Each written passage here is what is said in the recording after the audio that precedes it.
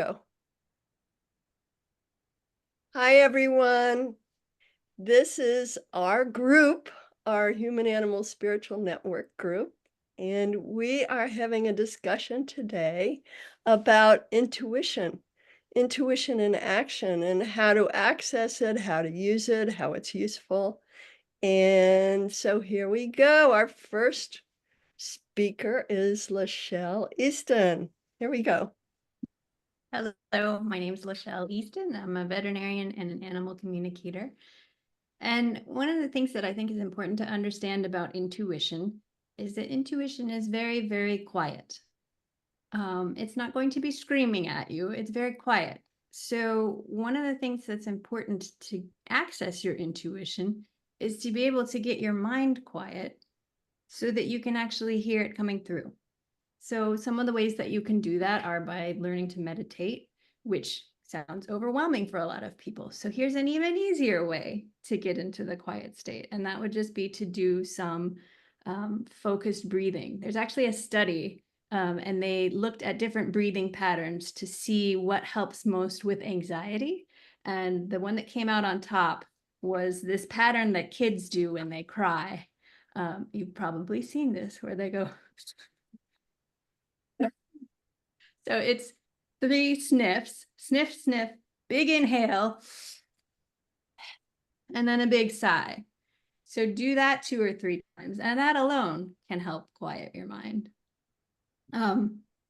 Another way that I like to quiet my mind, this is like the instantaneous meditation technique, and that is to just close your eyes and say to yourself, I wonder what my next thought will be.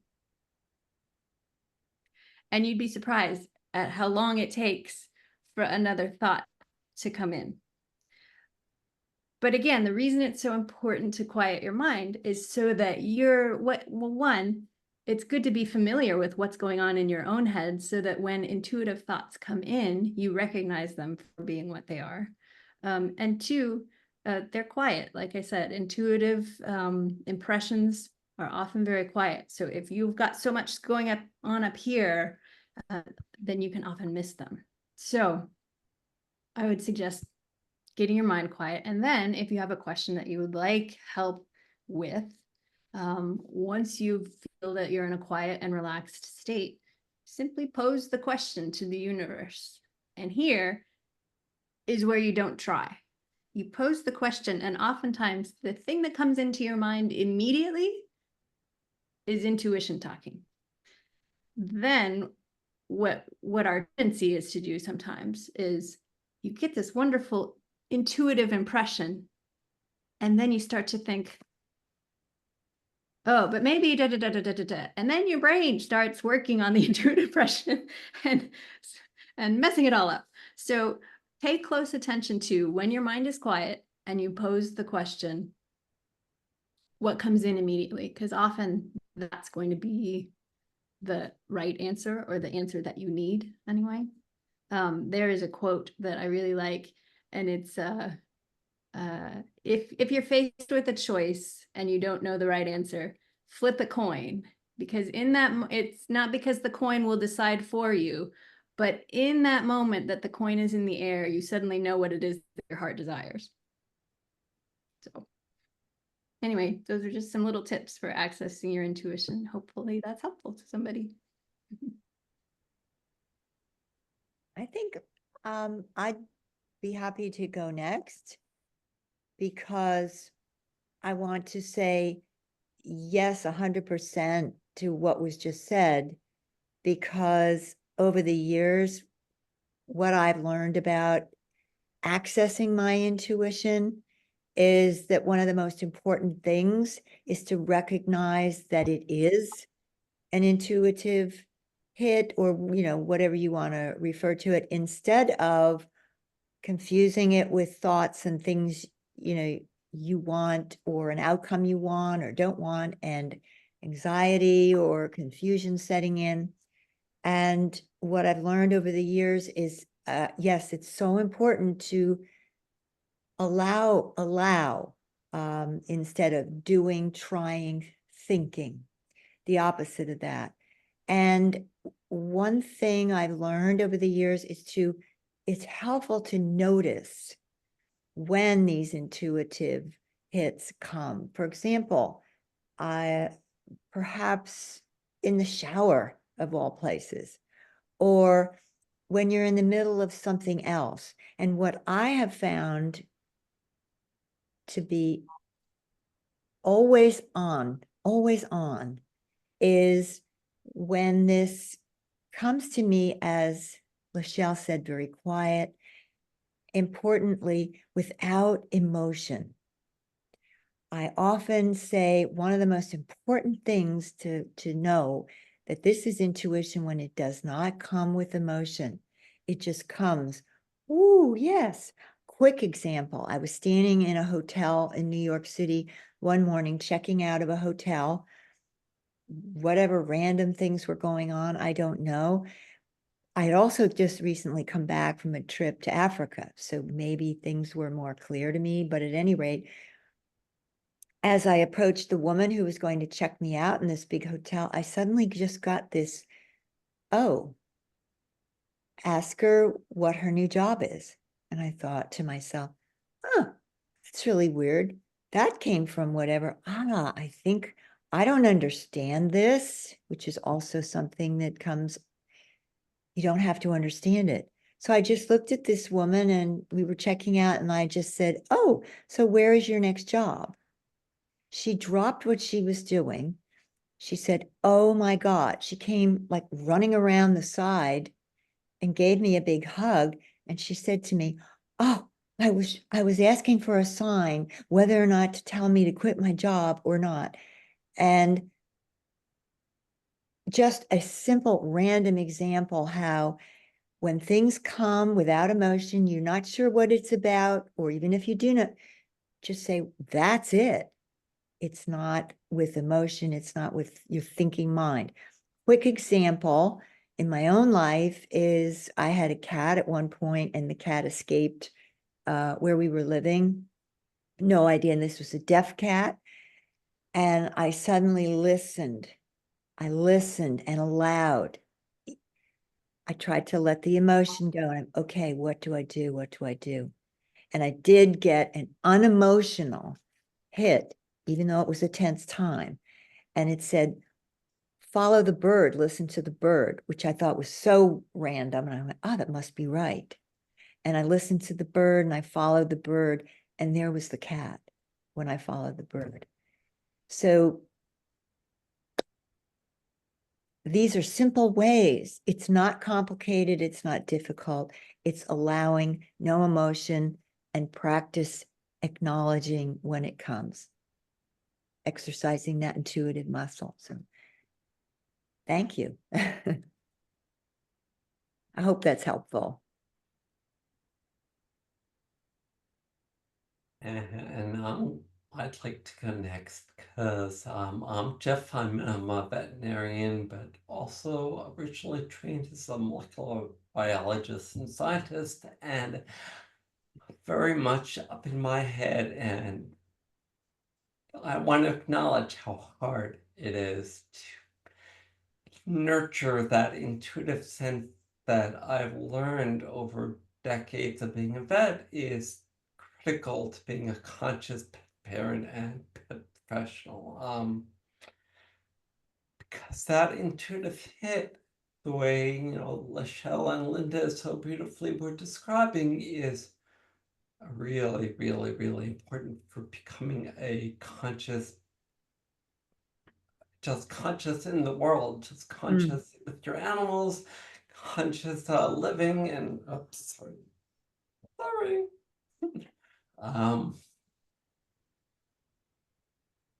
And I like to think of it as a way of going from my heart, from my head to my heart, and actually even lower into my gut. And my gut instinct is my intuition. And we know now, going back to the brain, we know now that a lot of our gut instinct and our intuition is indeed coming from our gut, and it's informing our heart and our brain. And to me, it's becoming more resilient.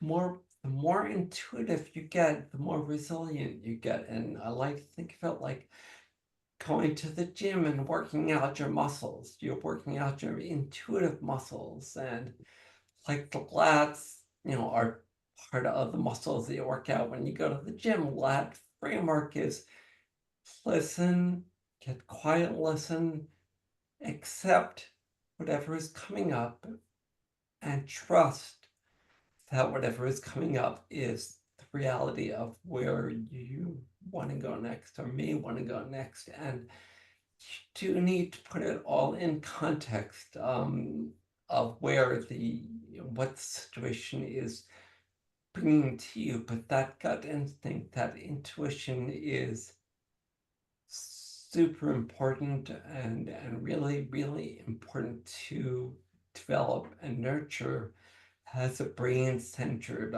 individual, especially.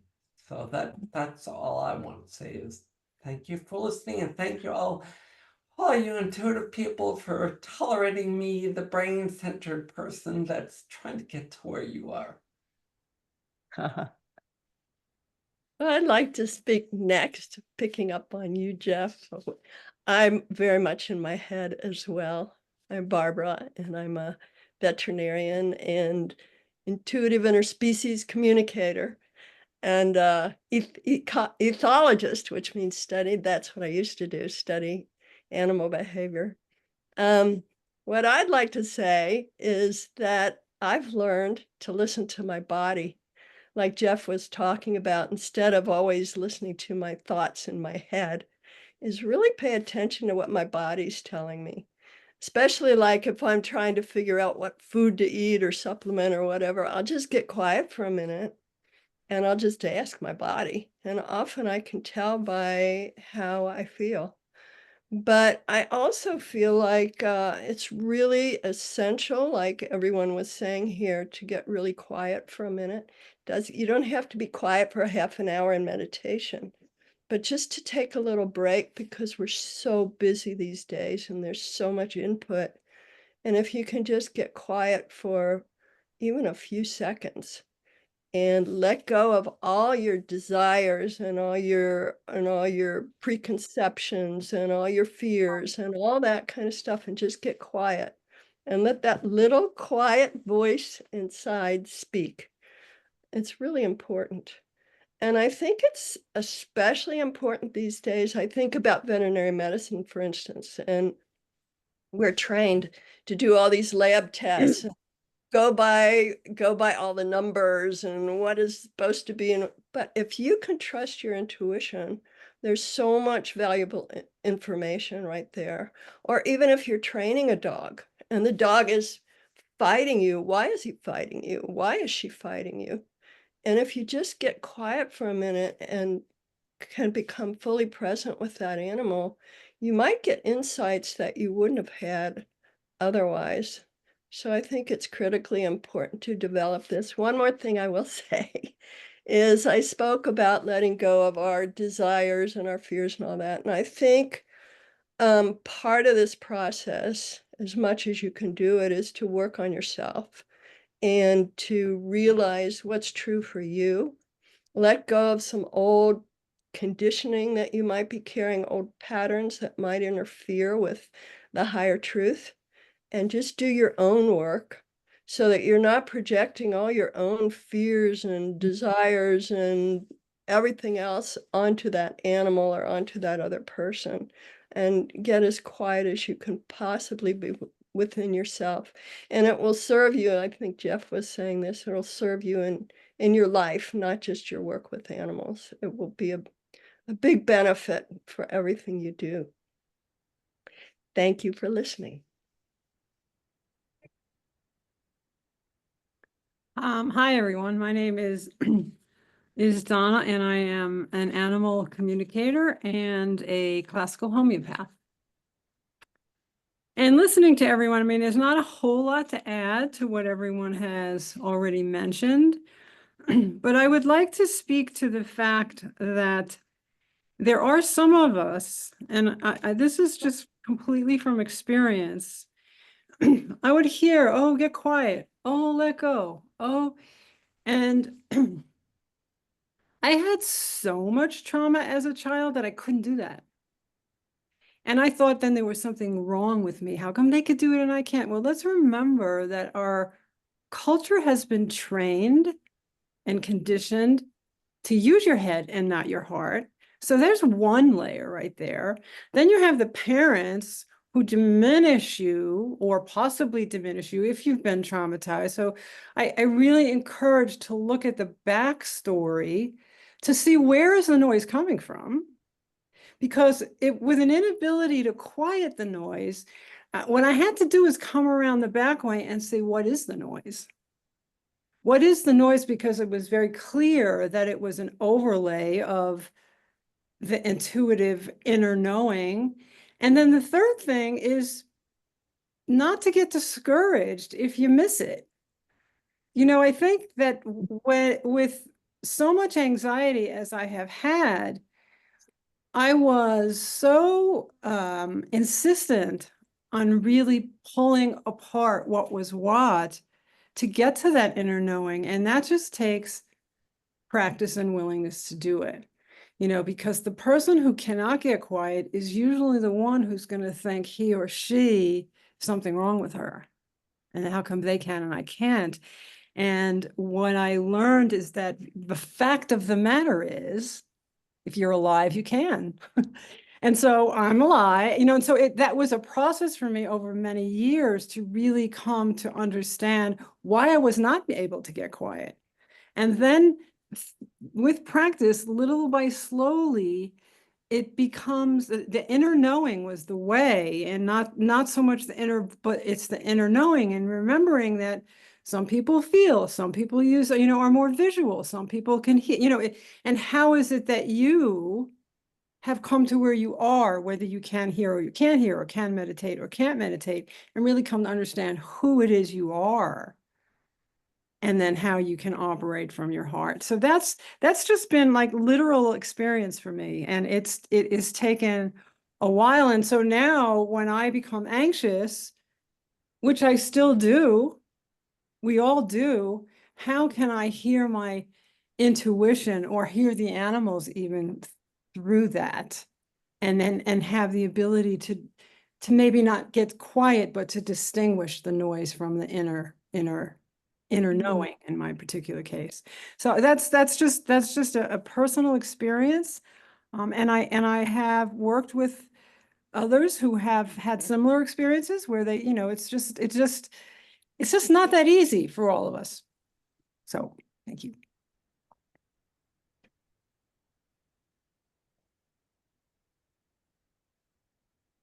Is that it? Elena, would you like to speak? Sure.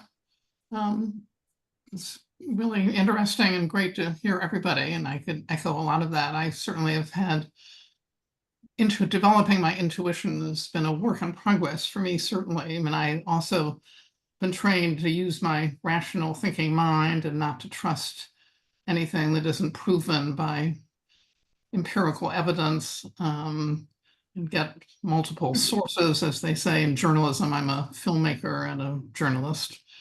So, and then I also grew up with a lot of anxiety. So I had the sort of double whammy.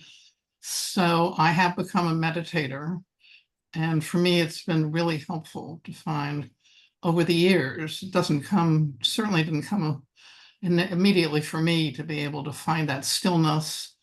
And I don't think people should feel that you have to sit for 30 minutes and not have any thought and have that stillness. It can come and go.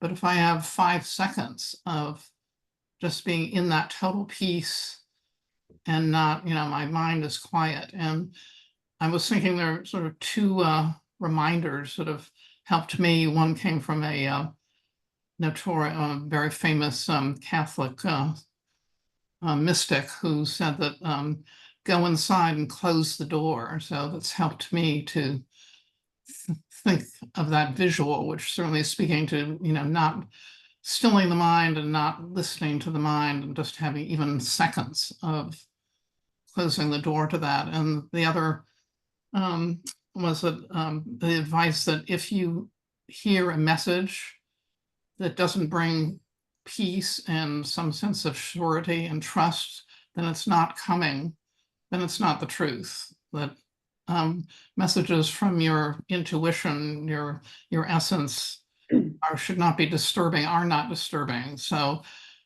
when I hear or feel or see something in some way that I don't know where it came from, it doesn't feel like my mind, but it brings peace and certainty in the midst of a stressful situation, then I trust it. I've learned to trust it, which helps making decisions in difficult situations where you can be torn in many directions. So I maybe that those things will be helpful to somebody else. Thank you.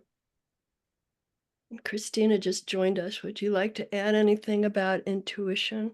Am I the last one? Yeah.